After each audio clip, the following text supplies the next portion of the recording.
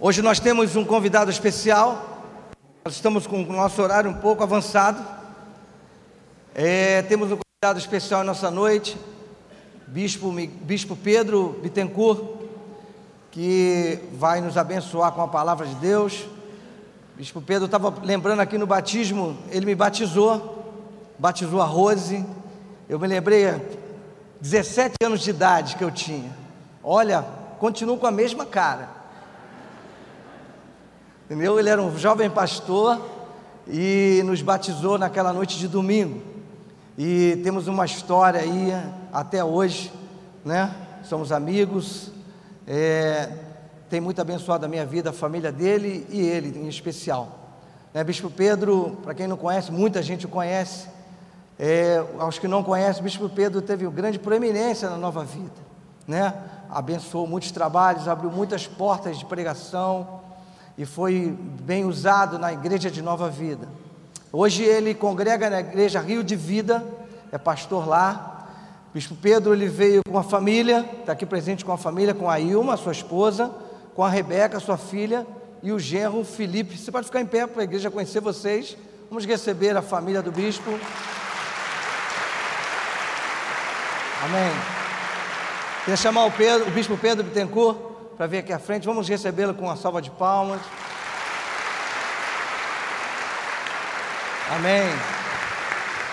Deus abençoe, bispo. Fique à vontade. Obrigado. Boa noite. Que a paz do Senhor esteja contigo. Segunda-feira passada, minha filha e meu genro fizeram uma surpresa para mim quando eu fiz 64 anos. E a gente estava tomando um café da manhã e recebemos a notícia que o Bispo Miguel estava precisando muito das nossas orações. Nós interrompemos o café, começamos e levantamos um clamor por ele. Eu esperei a coisa cessar, parar, diminuir. Quinta-feira eu e Ilma fomos lá no Barrador. E a verdade é que ele não deixa a gente ficar sério. Eu entrei, está ele lá e conversamos muito. Mas antes de sair de casa, eu senti no meu coração que eu ia pregar hoje aqui. É tão bom quando você está ouvindo o que Deus está falando. Não é verdade? E eu fui para o Barrador com essa voz. Não falei nada e rimos, conversamos. Até que chegou um momento, a Kátia perguntou como é que seria a escala para o domingo. E ele fez um silêncio e ele deu uma olhada para mim. E eu perguntei a ele, você quer que eu pregue domingo à noite? E ele, puxa, bom, vai ser bom. E por isso eu estou aqui hoje, para abençoar a tua vida. Amém? Fala para a pessoa que está ao seu lado, ele vai abençoar a tua vida. Vamos abrir a palavra do Senhor no livro de Números, capítulo 13. Números, capítulo 13. Esse foi um momento crucial na vida desta geração israelita. Números 13, versículo 17. É importante que eu faça a leitura de vários versículos para posicioná-los no cenário desse texto.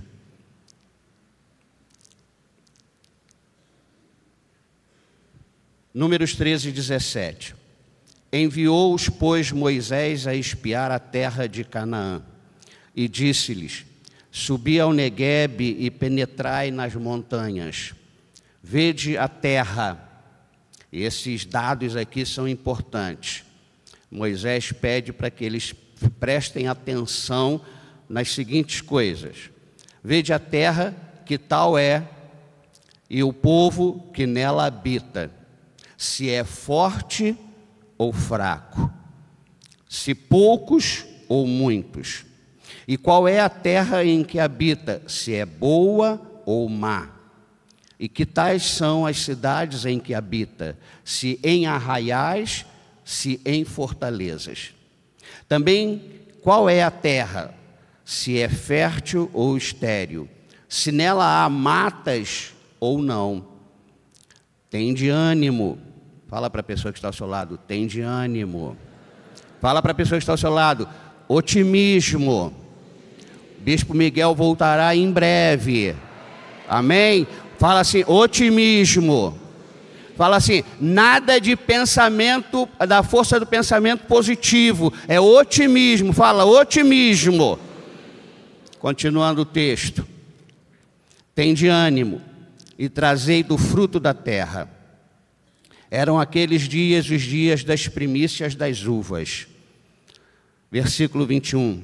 Assim subiram e espiaram a terra desde o deserto de Zim até Reob, a entrada de Amate.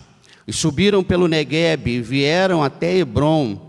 Estavam ali Aimã, Sesai, Talmai, filhos de Anak. Hebrom foi edificada 7 anos antes de Zoan, no Egito.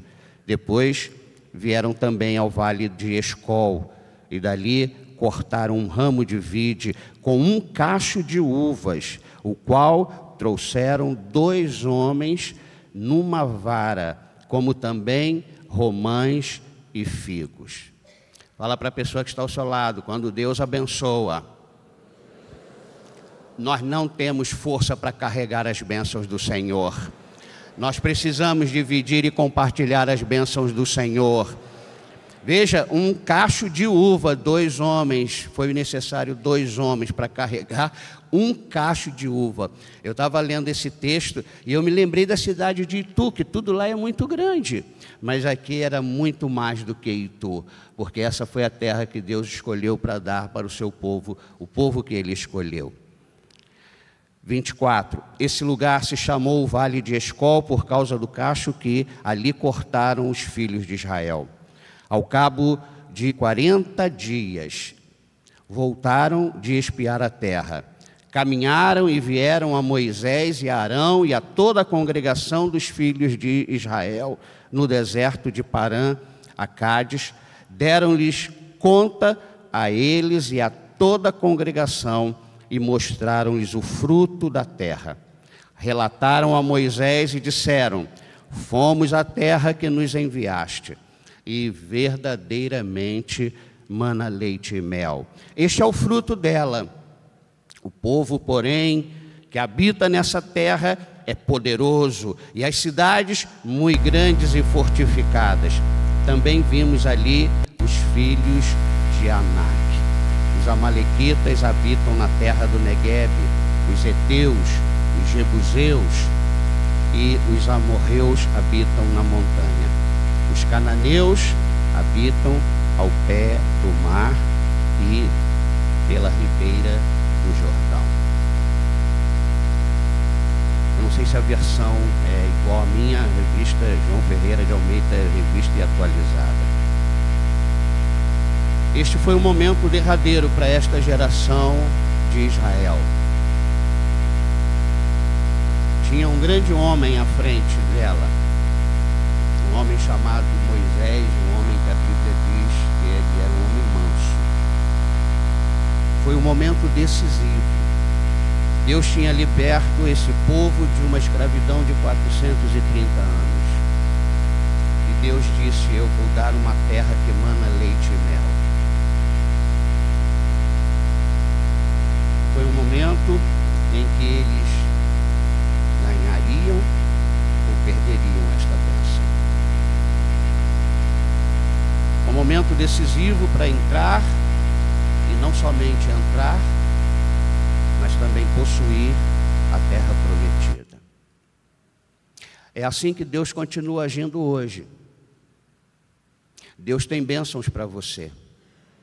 Mas fale isso não como um chavão, mas como verdade, como convicção. Deus tem bênçãos para você. Mas as bênçãos não caem do céu. Elas nos acompanham. Mas nós precisamos nos posicionar. E, infelizmente, esta geração de Israel se posicionou muito mal. Lamentavelmente, essa geração israelita não foi derrotada pelos gigantes, não foi derrotada pelos inimigos que estavam donos da terra. Não foram os heteus, não foram os jebuseus, não foram os amorreus que derrotaram Israel. O que derrotou essa geração foi um sentimento, foi algo chamado pessimismo. Isso ofende a Deus. Eu tenho muito cuidado quando eu falo em otimismo, porque eu não sou da corrente que acha que tem que falar para a coisa acontecer. Eu sou contrário a essa coisa da força do pensamento positivo. Isso é balela, isso não dá certo, isso não funciona, isso não é bíblico, isso não tem respaldo teológico. Alguém aqui conhece um pessimista animado? Um pessimista com ânimo? Eu não conheço nenhum. Todo pessimista, a fala dele é: ó céus. Vocês já conhecem, né? O pessoal da minha geração conhece. Ó céus. Ó dia. Osa! Isso era uma hiena que acompanhava um leão, um desenho Hanna-Barbera. O leão era um cara otimista, mas a hiena era muito pessimista. Eu também nunca vi um otimista desanimado. A hiena estava sempre triste, porque a hiena era pessimista. A hiena só vivia desanimada. Mas o leão era um animal otimista, ele estava sempre animado, o cara conseguia projetar um futuro onde não dava para ver o futuro que ele estava enxergando. Numa realidade, por mais dura, mais desafiadora, mais desconfortável, desfavorável, atribulada que seja,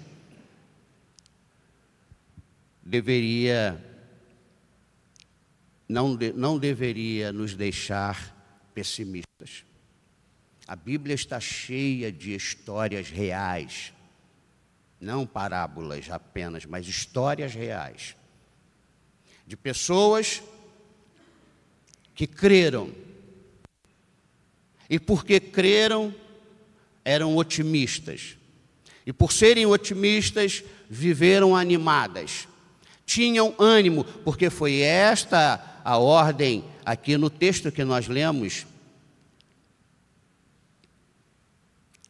tende ânimo. Não foi isso que nós lemos?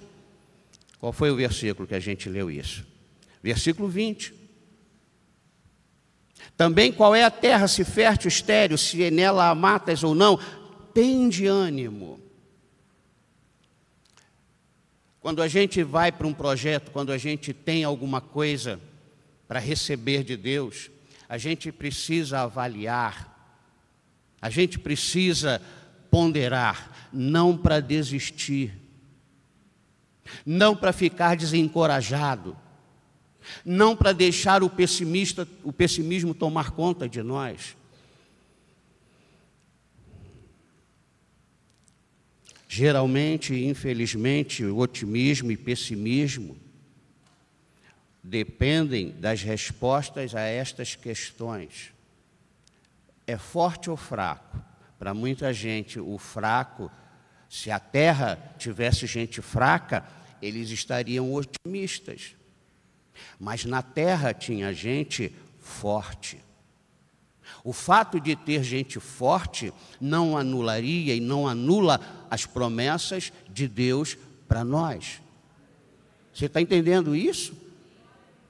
A outra coisa que Moisés mandou analisar, se eram poucos ou muitos. Muita gente fica pessimista quando o adversário é muito. Muitos ficam otimistas quando os adversários são poucos. Deus não deixa vir poucos. Deus deixa vir muitos. Eu estive aqui numa quinta-feira e eu falei para vocês da minha filha, Rebeca. daquele drama que a gente passou. E eu disse para vocês que o médico falou para mim: pastor, use a sua fé, porque nós não podemos fazer mais nada por ela. Cheia de tubos, 4 tipos de antibiótico. Lembram disso? Eu não estou repetindo porque fiquei velho, não. Estou repetindo porque eu disse para Deus: onde eu fosse pregar e tivesse uma oportunidade, eu ia falar desse milagre que Ele operaria. Ela teve que fazer transfusão de sangue. E eu fui lá para a varanda, levantei as mãos e chorava. Não significa que eu estava pessimista, mas eu estava numa guerra. Na guerra a gente não toa. Mas as pessoas otimistas em Deus, por causa de Deus, por causa da palavra de Deus, elas não perdem o otimismo porque estão na guerra. A gente não desanima. E eu levantei as mãos e pedi ao Senhor: se o Senhor curá-la, eu quero falar desse milagre, porque só o médico, em outras palavras, disse: é só um milagre. E existem momentos na nossa vida que é só um milagre.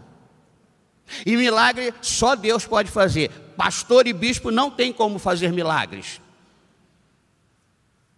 E uns dias depois o médico voltou e disse: pastor, aconteceu um milagre. Rebeca reagiu, e Rebeca está hoje aqui.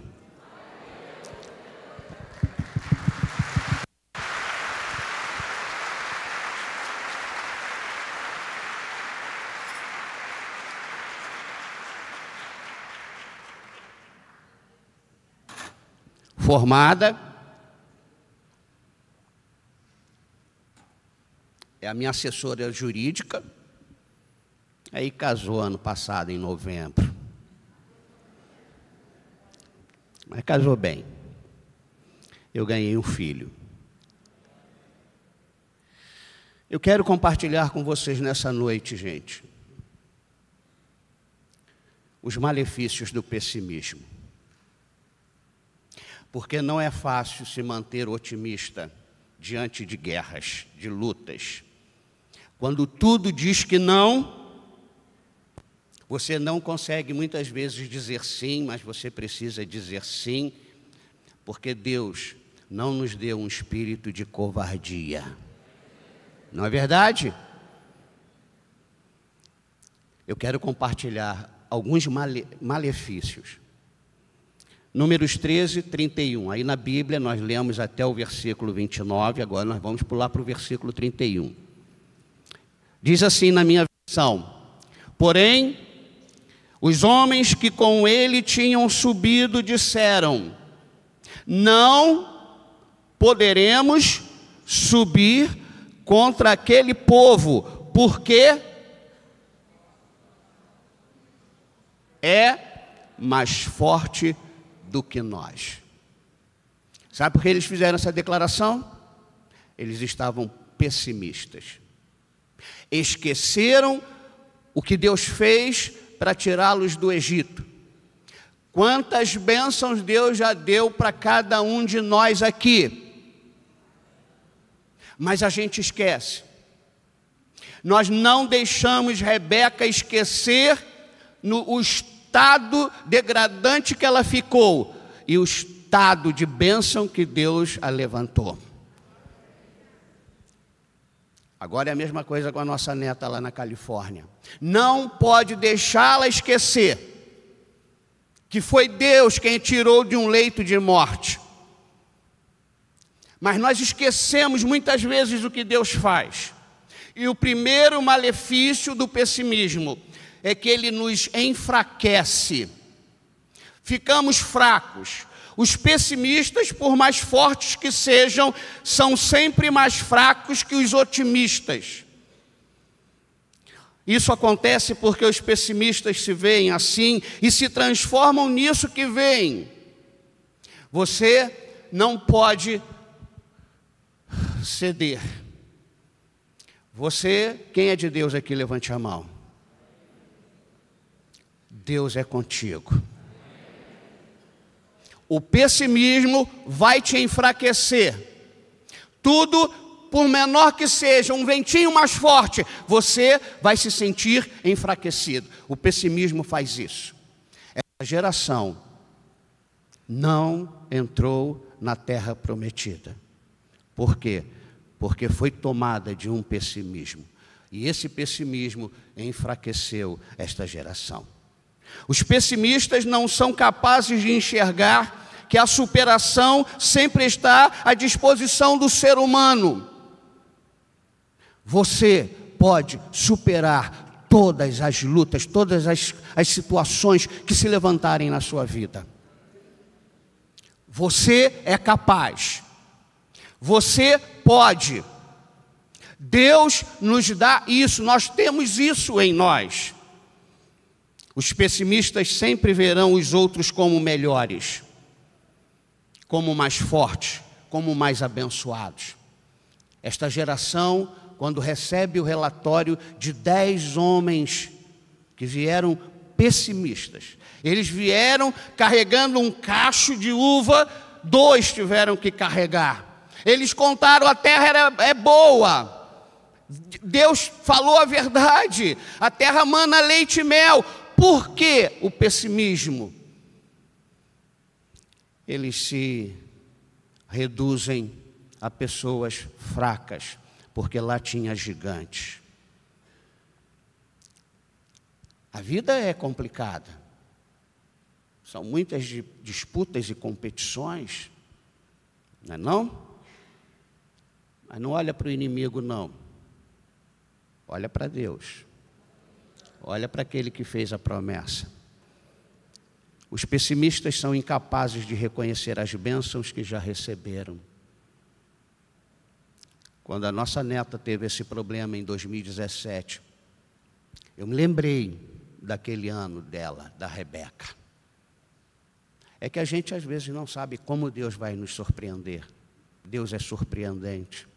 Deus sempre nos surpreende. Fala isso para quem está ao seu lado. Deus sempre nos surpreende. Não é verdade? Mas se ficarmos pessimistas, as nossas forças vão ruir, nossas forças vão acabar.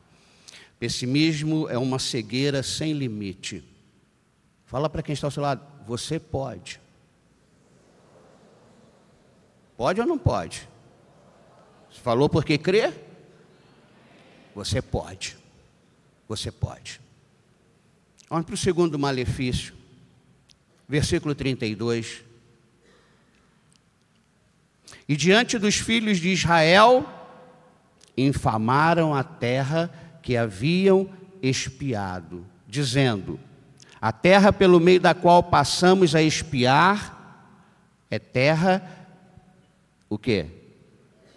Que devora os seus moradores.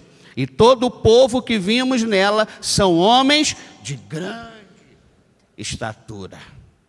É verdade. Este fato é verdade.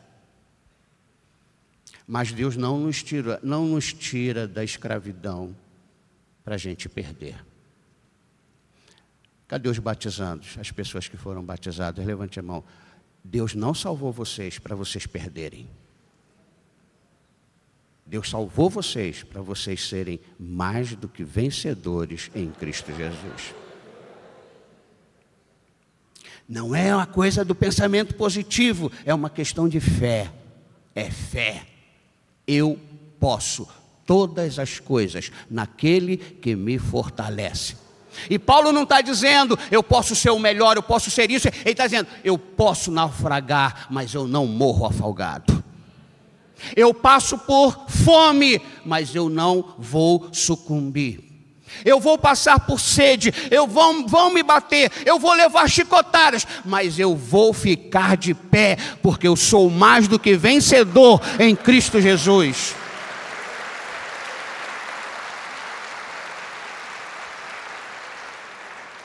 O segundo malefício do pessimismo, ele tende a minimizar as bênçãos do Senhor. O pessimismo nos faz maximizar o tamanho do inimigo. Quando eles dizem assim: a terra pelo meio da qual passamos a espiar é terra que devora os seus moradores. Deus não ia mandá-los para aquela terra para serem devorados. O plano de Deus é que eles entrassem na terra de Canaã e expulsassem todos aqueles inimigos. É promessa de Deus. Quantos e quantos têm perdido as bênçãos divinas por desvalorizá-las? Quantos e quantos têm perdido as bênçãos para o inimigo por maximizar mais o poder dele do que o do Senhor? Eu não aguento ver programa em que as pessoas dizem: eu era do candomblé e eu era isso, ele fez isso comigo, ele fez isso comigo, ele me mandou fumar, ele me mandou me prostituir. Enchem a bola do inimigo. O inimigo já está julgado, derrotado, amarrado, acorrentado pelo poder do Senhor. Vamos parar de encher a bola dele, deixa ele para lá. Ignore-o. Olha para Deus. Você vai ser fortalecido olhando para Deus. Você vai ser otimista olhando para Deus. Terceiro malefício do pessimismo, versículo 33. Também vimos ali gigantes. Os filhos de Enaque são descendentes de gigantes. E éramos aos nossos próprios olhos, como o quê? Gafanhotos. E assim também o éramos aos seus olhos. Terceiro malefício é que o pessimismo produz em nós uma baixa estima. Diante deles nós éramos como gafanhotos. O pior inseto que eles escolheram para fazer uma analogia. O gafanhoto destruidor. Deus levantou um povo para representá-lo. Nós temos que representar Deus em Caxias e aonde a gente pisar a planta do nosso pé. Nós temos que ser luz e sal aonde a gente andar. Nós não fomos transformados em gafanhotos. Vocês não são filhotes de gafanhotos. Vocês são filhos do leão de Judá. Levante a sua estima. É tão influenciador quando você está do lado de gente, aquela pessoa é feia, feia, feia, e ela olha no espelho assim, diz assim: hoje eu estou mais bela do que ontem. Nada joga ela no chão, ela tem uma estima lá em cima.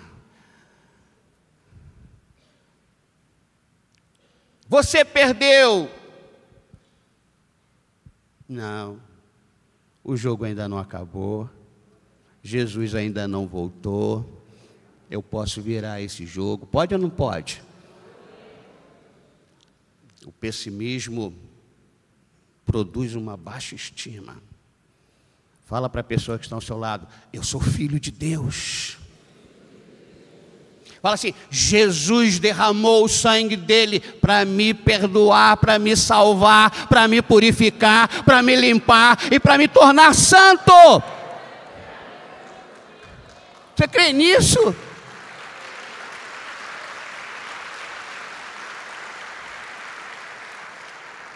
Os pessimistas devido à realidade, porque a realidade é o que está aí, a gente não pode negar a realidade. Os caras eram grandes, os caras eram fortes. Havia sim dificuldades.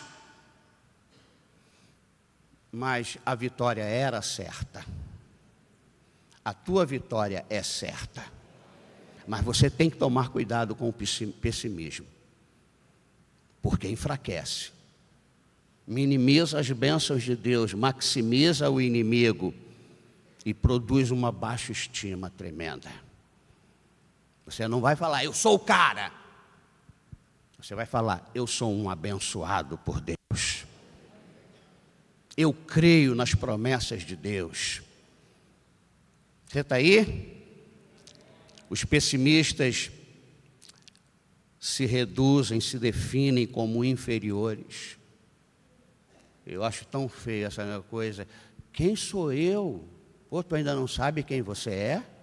Oxe, né? Tem gente que você fala, esse aqui é um irmão amado e tal, ele é fera nisso. Um fato, uma realidade. Não, quem sou eu? Meu Deus do céu, isso é uma baixa estima, isso daí é contagioso. Fala para quem está ao seu lado, sai de perto de gente assim. Em quarto lugar, o pessimismo produz uma visão distorcida dos fatos. Quando eles dizem, nós somos como gafanhotos, os caras lá é que são bons. Respeite todos, respeite o inimigo, mas não se deprecie, não se denigre, não se diminua. Não tem nada a ver com orgulho e vaidade, tem a ver com convicção. Quem eu sou e por que eu sou. Não sou por causa de mim, eu sou por causa dele. Porque se não fosse ele, eu não era nada. E se sou, é porque ele é tudo em mim. Está aí? Visão distorcida. Deus não muda. Deus não falha. Deus não desiste de nós.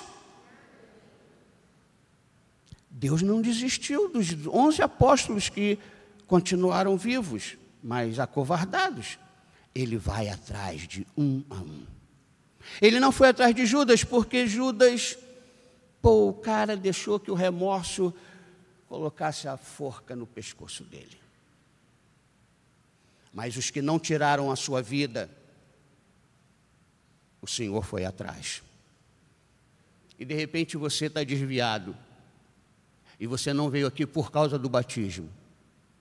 Você não veio aqui por causa da igreja bonita e linda. Você veio aqui porque Deus está atrás de você. Deus não desiste de você. Fala isso para quem está ao seu lado. Deus não desiste de você. Você crê nisso? Eu creio nisso, como 2 mais 2 são 4. Números 14, versículo 1. Levantou-se, pois, toda a congregação e o quê? Gritou o quê? Em voz alta. E o povo o quê? Chorou 10 minutos. Chorou aquela noite. Sabe o outro malefício do pessimismo? Desespero. A congregação ficou desesperada por causa do pessimismo de 10 homens. 12 foram lá, 2 voltaram crendo, 10 voltaram pessimistas. E estes pessimistas fizeram com que todo Israel ficasse desesperado. 2 dos 12 espiões enviados à terra de Canaã voltaram crendo. 10 chegaram com um relatório altamente pessimista e de forma alguma consideraram que Deus estava com eles. Quando você estiver entrando, abrindo, pegando a maçaneta da porta do pessimismo, não entre. Não entre. Deus é Deus. Deus tem coisas tremendas e maravilhosas. O pessimismo produz desespero e o desespero pode trazer um grande desânimo irreversível na vida daqueles que o cultivam. Algumas pessoas resolveram dar uma paradinha e estão encontrando muita dificuldade para retornar. Estão encontrando, não têm forças para se levantar. Pararam porque olharam com os olhos de pessimismo. No versículo 2 do capítulo 14 de Números, todos os filhos de Israel, todos os filhos o quê? Murmuraram contra Moisés e contra Arão, e toda a congregação lhes disse: tomara tivéssemos morrido na terra do Egito, ou mesmo neste deserto. Sexto malefício: o pessimismo produz coração murmurador. Isso é terrível contra Deus. Muda a linguagem, mude a sua fala. Você que é vascaíno como eu, acredite, ano que vem o Vasco vai disputar em Tóquio. Otimismo. Você não pode dizer que ele não vai. O Campeonato Brasileiro ainda nem acabou, está uma parada, e Luxemburgo começou a dar jeito. Olha o pessimista aqui querendo me tirar do meu foco. Fala assim, quando você estiver focado, quando você estiver focado, e alguém vier dizer assim, não, o Vasco não vai lá, sai de perto dessa pessoa. Eu não sei porque que o leão do desenho continuou do lado daquela hiena. Aquela hiena atrapalhava os projetos e o futuro do leão. Troque uma murmuração por palavras de adoração. Gente, isso tudo é exercício, isso não é uma caixinha de surpresa e mágica, recebemos, é exercício da fé. É exercício da fé. Toda pessoa pessimista murmura demais. Não vai dar, é melhor a gente voltar. Não, aqui não é o nosso lugar, nós vamos morrer aqui no deserto. E aconteceu isso. Geralmente, o pessimista profetiza o seu fim. O otimista profetiza a sua bênção. Deus vai me colocar nessa terra difícil que nós fomos ver. Amém? Você está aí? Versículo 3. Como é que está escrito aí em versículo 3? Fiquem tranquilos que eu não vou ler o livro de Números todo, não. Versículo 3. E por que nos traz o Senhor a esta terra para cairmos à espada e para que nossas mulheres, nossas crianças sejam por presa? Não nos seria melhor voltarmos para o Egito? Sétimo malefício do pessimismo: produz questionamentos ingratos. Por que Deus fez isso? Por que Deus não faz aquilo? Por que Deus agiu assim? Por que Deus não faz desse jeito? Porque Deus tem a maneira sábia e soberana de fazer a coisa. Nós só temos que seguir.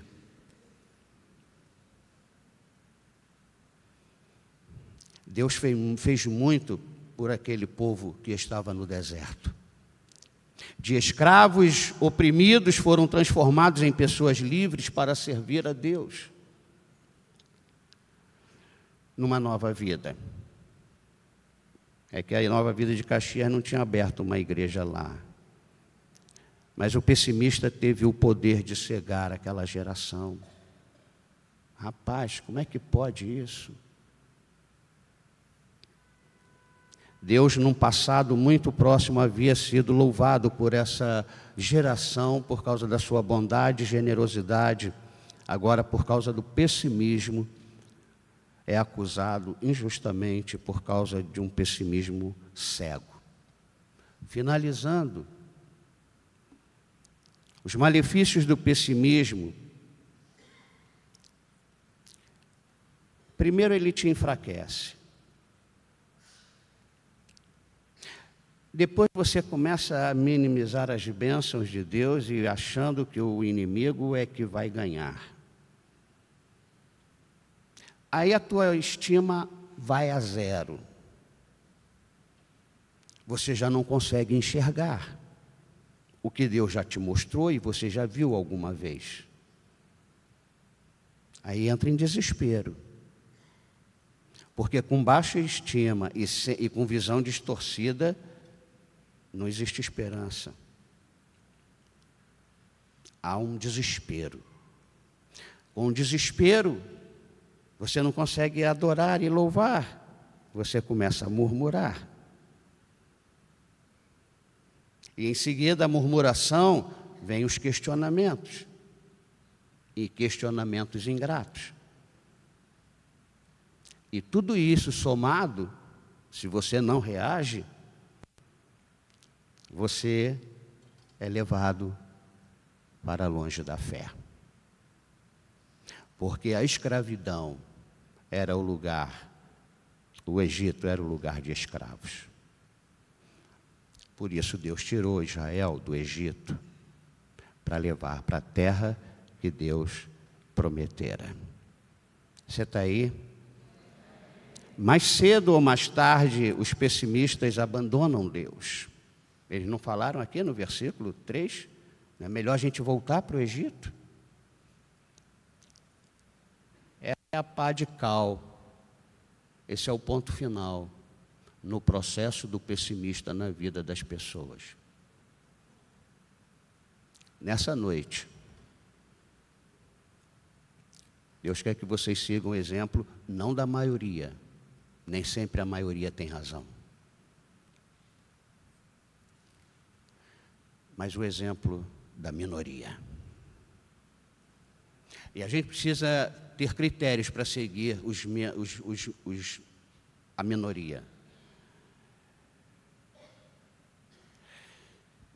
Os pessimistas não conseguem conviver, preste atenção que isso é importante. Os pessimistas não conseguem conviver com um Deus soberano que não dá apenas aquilo que nos seja prazeroso. Deus não dá só o que é prazeroso. Vocês acham que se foi prazer entrar em Canaã e acabar com o inimigo e depois dividir aquela imensidão de terra? Não. Os pessimistas não aguentam isso, não acreditam nisso, não aceitam isso. O pessimista se torna otimista quando tudo vem de graça. E tudo de graça não tem valor. Razão pela qual o Senhor fez com que esse povo passasse por esse processo. Aquele povo, juntamente com os espiões pessimistas, todo o povo que ouviu 10 pessimistas, incrédulos, deram sinal de abandono da fé em Deus, querendo retornar ao Egito, lugar de 430 anos de escravidão. É muito triste ver alguém que já foi abençoado por Deus, que já cantou louvores ao Senhor e jurou lealdade a Ele, cogitar a possibilidade de ser algo melhor, voltando para uma vida de escravidão e morte. Amém? Era isso que eles queriam. Eu não quero voltar para a vida que eu tinha. Eu quero avançar. Queira avançar. Queira prosseguir. Não queira estagnar. Deus está nos mandando marchar. O pessimismo nos cega e nos leva para longe da fé em Deus. Para perto da incredulidade e escravidão. Como evitar o pessimismo, gente? Fazendo semelhantemente a Calebe e Josué. Eu vou seguir ali porque todo mundo está indo para lá. Todo mundo está indo errado. Josué e Calebe estavam indo certo. Estavam na mesma comitiva esses dois homens. Viu as mesmas coisas que os 10 viram. E via o que os pessimistas não conseguiram ver. Deus vai nos dar esta bênção. E sabe o que eu acho interessante de tudo? Versículo 30. Calebe não aguenta. Uma pessoa otimista não aguenta ouvir um pessimista. Agora, imagine 10 pessimistas. Olha o que está escrito no versículo 30 do capítulo 13. Então, Calebe fez o quê? Sabe o que Calebe fez? Calados! Não abram mais essa boca cheia de dente podre. Eu não vou ouvir o que vocês estão falando.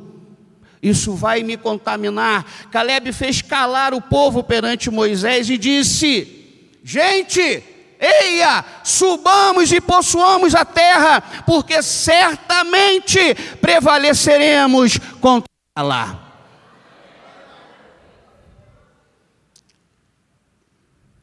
Primeira atitude.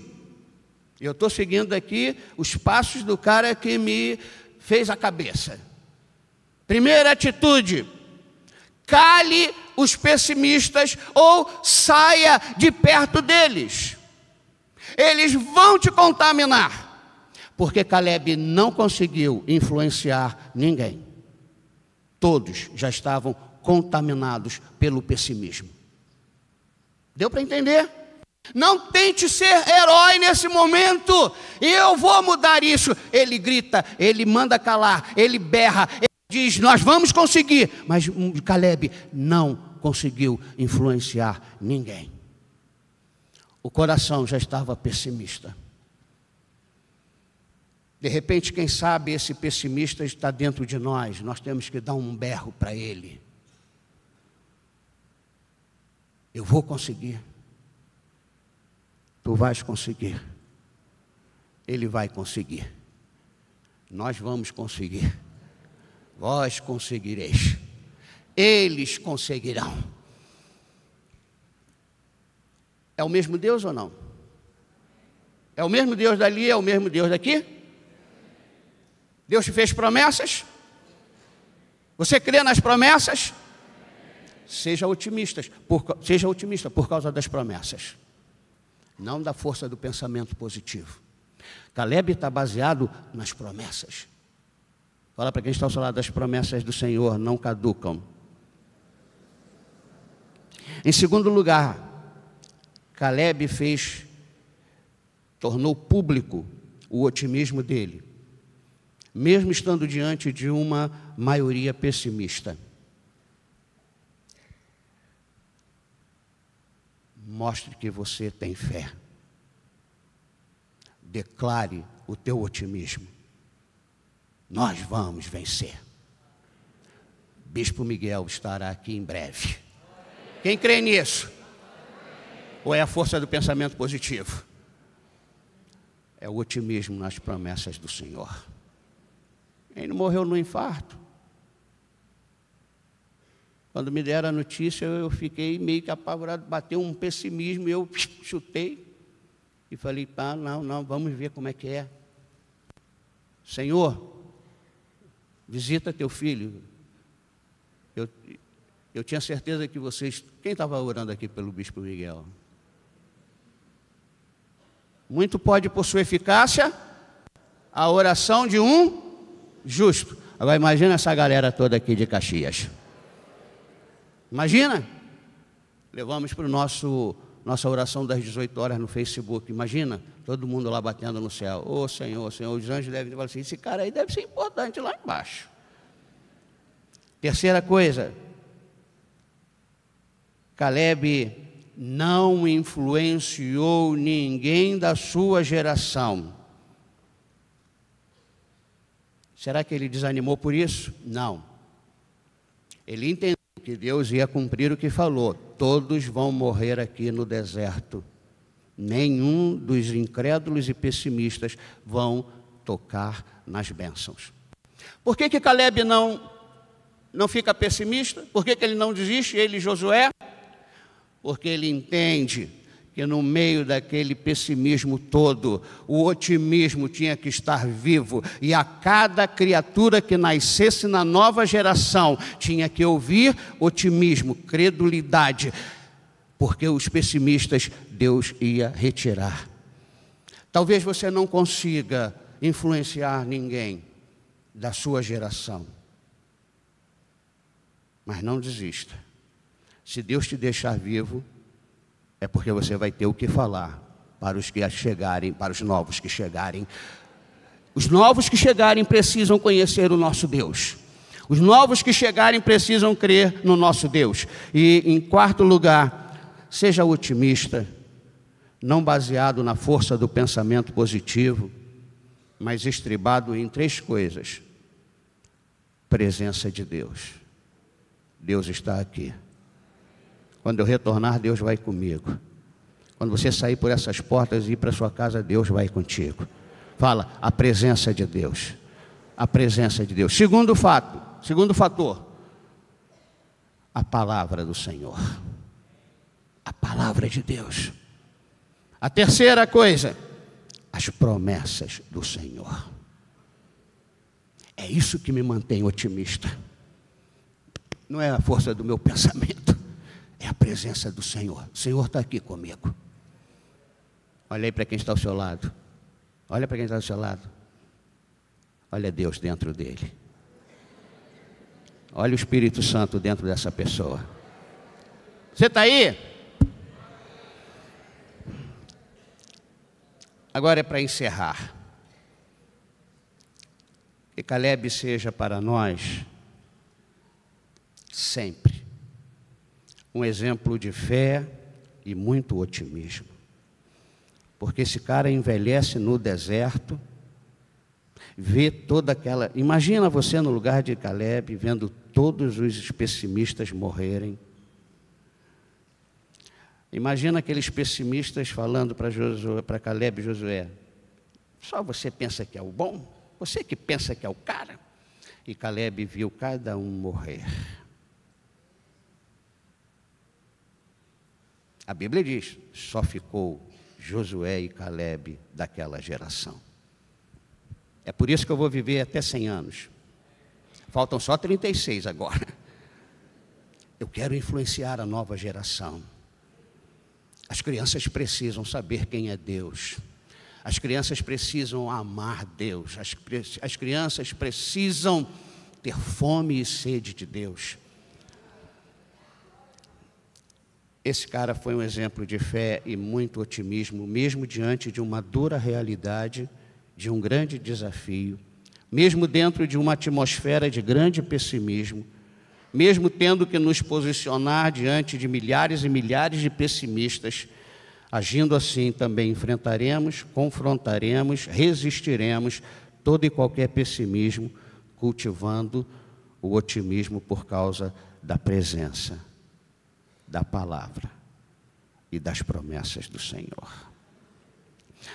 O otimismo, fala para quem está ao seu lado, por favor, o otimismo baseado no pensamento positivo e o pessimismo baseado na realidade trazem frustração e derrota. Entendeu isso ou não? Deu para entender? Você está otimista em quê?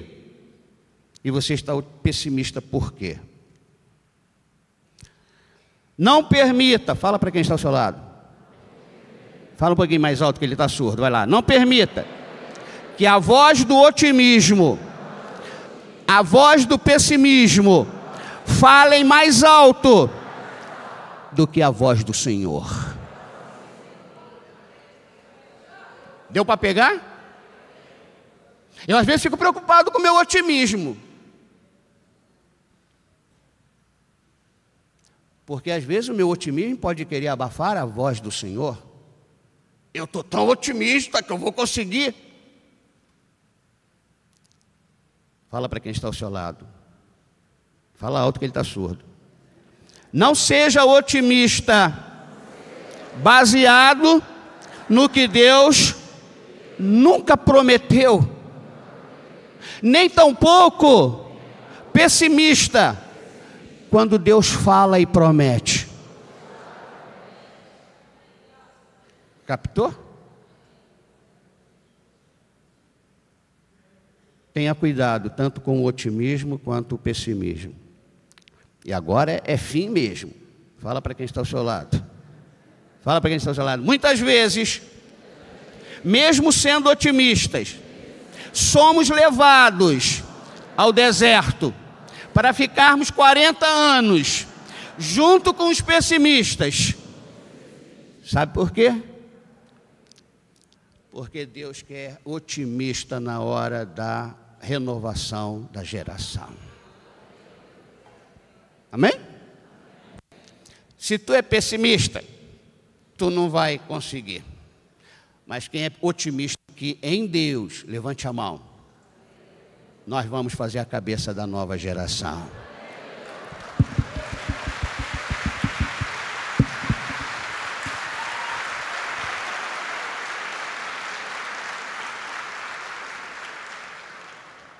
Eu não tenho a idade dos jovens, mas o que eu tenho, o vigor deles não conseguem fazer o que eu posso fazer. Mas eu gostaria de ter o vigor deles. Veja como é importante a experiência com vigor. Agora imagina uma pessoa com essas duas coisas, vai ficar muito metida besta. E tem que haver humildade. É por isso que nós, quem está da minha geração aí, a minha geração, fala a idade não, é por isso que nós estamos experientes, sem vigor. Quem é aqui uma nova geração, cheia de vigor? Levante a mão. Ó, tem muito mais. Fala assim não, ouça isso que eu vou dizer. Vocês dependem dos experientes. Ouçam os experientes. Incline os ouvidos para os experientes. Porque os experientes sabem aonde que escorrega, os experientes sabem a porta que não abre, os experientes sabem o que não se deve fazer por tantos erros cometidos. Amém? Otimismo, gente. Essa igreja precisa continuar.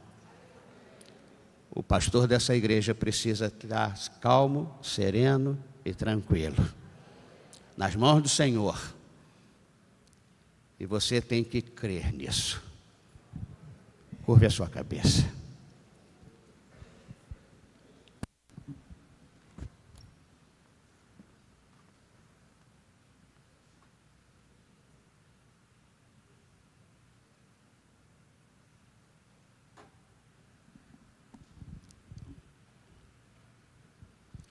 Pai querido, nós queremos ser vacinados nesta noite contra o pessimismo, contra a incredulidade. Nos vacine nesta noite com a vacina do otimismo, mas um otimismo baseado na Tua presença, na Tua palavra e nas Tuas promessas. Não nos deixe cair em tentação de cogitar retornar para o Egito. Nós fomos livres. Nós somos verdadeiramente livres. E queremos, dentro desta liberdade em Cristo, aguardar a Tua vinda, aguardar a Tua volta, aguardar o Teu retorno. No nome de Jesus. E todos digam amém.